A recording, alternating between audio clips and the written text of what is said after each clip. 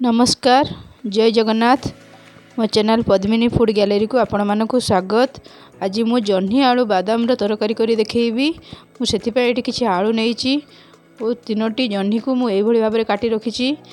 गोटे बड़ साइज पियाज को मु काटी रखी और दुईटी कंचा लंका किसी बादाम नहीं स्वाद अनुसार लुण हलदी गुंड और रिफाइन ऑयल। चलतु स्टार्ट करवा आज रेसिपी।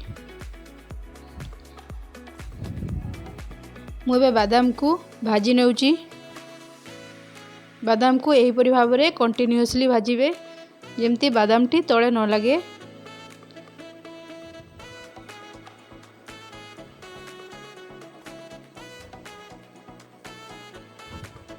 बादाम टी भाजी सारिला परे गोटे जगह को काढ़ी रखिबे।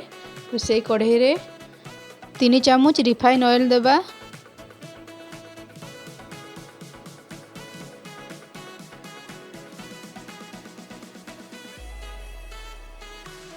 हाफ चामच जीरा देबा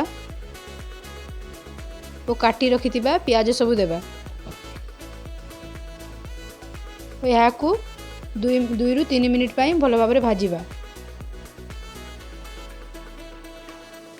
हल्का टिके भाजी सारिला परे एबे एथिरे 2टी कंचा लंका देबा और काटी रखी आलू और जह्नी को देबा।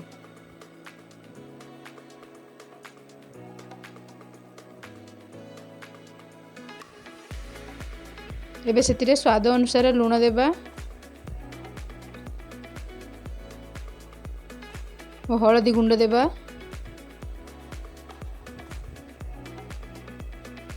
और हल्का गोलेबा।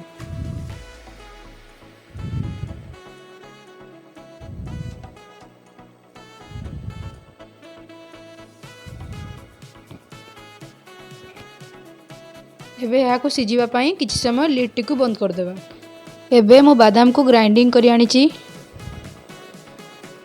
यह अधा सिझी सारिला परे लिड टी को खोली यहाँ को किछि समय भाजिबा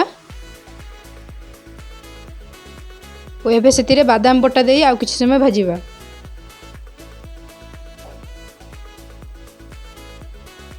यहाँ को कंटिन्यूअसली भाजिबे यहाँ जेमती तले न लगे। एबे एथिरे बादाम पानी को देबा।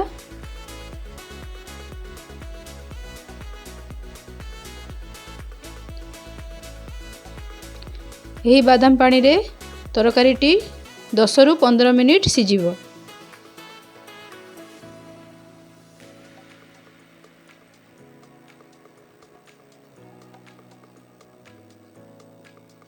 तरकारी भल भाव में सिझी सारिला परे यहाँ को एभली भाव में कंटिन्यूअसली गोलेबे।